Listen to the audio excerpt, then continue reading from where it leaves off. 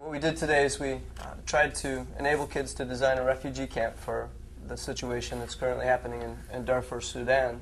And so we chose lessons from EHL that would lead the kids up to that point so they were aware of the situation, of the needs of victims of war, some dilemmas for combatants and civilians, and to take a look at the Geneva Conventions. They've been studying it, but we just needed to lay some groundwork at the beginning for the refugee camp planning at the end.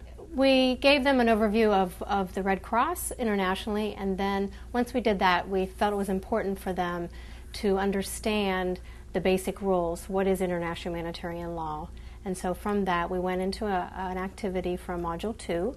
Okay, for the blindfolded captive, we know the kids had been studying about the Geneva Conventions, but we didn't really know if they understood why the conventions were in place, why the rules were set. But let's put ourselves in the shoes of people that might be caught in a tough situation, which, surprisingly, everybody in this picture are in. And if you take a look, you have a number of men surrounding a man who's blindfolded, okay, sitting in the back of a truck. And it says this is a soldier from Mali. The men holding this fellow are rebels. And the man who's been captured here is a government soldier. And this is a situation where the country is in a civil war. And they are in a tough spot. And this is an activity where, looking at the photo, you take a look at a captive and you imagine what would it be like to be in that situation? What are you afraid of? What do you hope for? What are you thinking about? What would you do if you were in that situation? And then we revisit it from the point of view of the captors. And we had the students write and then had a full class discussion to get them to role play a little bit with the students we had. And then to get a sense of, well, if you had rules, it would be something protecting both. Both the captors and the captives are kind of bound to each other by that tough situation. And the rules can make things predictable. So then we moved into introducing part of Module 3, and the first exploration, 3A, begins to focus on identifying violations. And the activity that's in that exploration is called Voices from War, and these are actual real-life voices from former soldiers, lieutenants, the ground soldier, all of the various players. They had to identify what the violation was, then they had to go back to those basic rules that they had already been introduced to prior to this, and they had to match up and see again kind of what was violated, what rule was violated. 1.6. Okay, and what is that one? It is prohibited to attack objects that are indispensable to the survival of civilian populations that's on Earth. Okay. All right, good. And 3, you see? Civilians, wounded combatants, and prisoners should be spared, protected, and treated.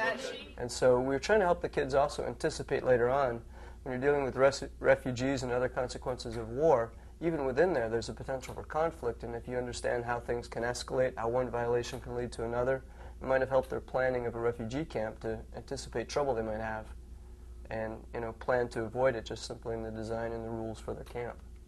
Our next lesson was from Module 5, the final module in the curriculum, and that begins to look at the devastation of armed conflict. And so we focused on first on Exploration 5A was looking at the needs that result from the devastation of war. And this is a great exploration because it's very easily adapted to make it apply kind of to their lives, kind of put it in a local context, and then from there bridge into the global picture. Before we break for lunch, we're going to turn to get a little bit more focused in on the afternoon activity of designing and building a refugee camp. And we're going to look at first what results from the devastation of whether it's an armed conflict or whether it's a natural disaster such as an earthquake, something like that. And so I want to ask you to just think for a minute, and if you want to jot it down, you can. But I want to ask you the question, what do you need in order to live in reasonable comfort? And, they were able to identify really a lot of important things that are needed. There were some things out there that as we got further along in the exercise, they saw, okay, maybe they're not so important.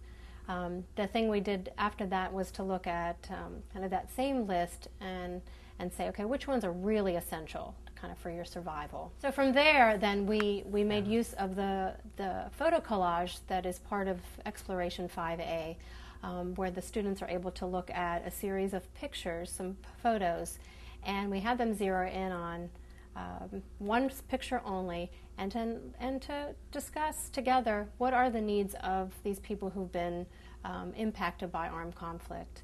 As they watch the film, we ask them to take a look at what are the effects of war on the people in the film, what type of humanitarian activities might be needed to respond to those needs of the refugees in the film.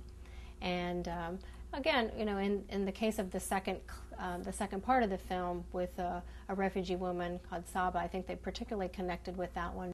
Okay, what about the second one? Her name was Saba, the young woman, if you could hear.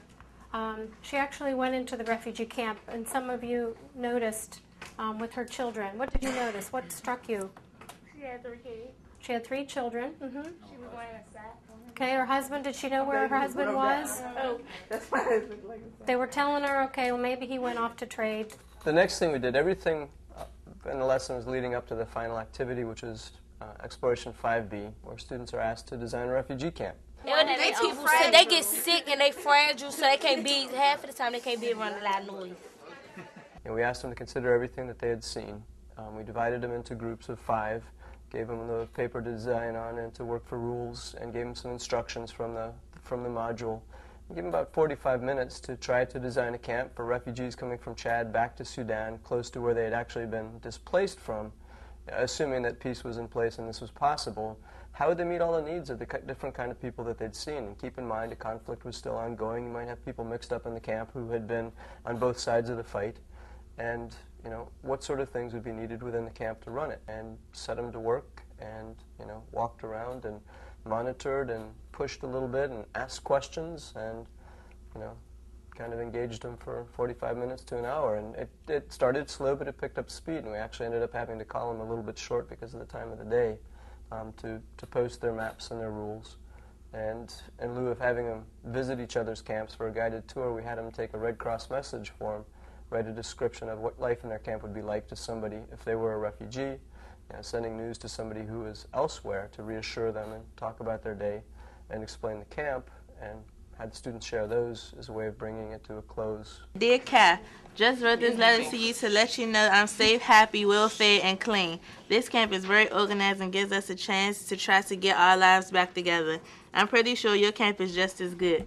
They give us a chance to write letters to you. The organization running the camp is thoughtful and give us a chance to make our own decisions. Until I see you, love, Kia. The whole aspect of the curriculum is that, it's a critical thinking. Kids need to make decisions. Your decisions are going to make a difference.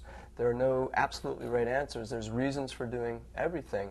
And by getting the kids to talk to each other, they come up with more ideas, and they can draw in the things that they'd learned, and they can refer to the evidence, and they can correct each other and learn from each other. And they're also producing a realistic product. They're being given responsibility for doing something pretty high level, and they tend to rise to it. And as you go around and you talk to kids and you ask the questions, why did you do that? They can explain. And as a teacher, one of the neatest things about EHL and doing things this way is you learn from the kids. I always hear things that I hadn't thought about. There are always unique solutions to a problem. And then later on, when the kids compare the different solutions to a given problem, it's pretty empowering. The kids realize there are different ways of solving problems and that their opinion counts.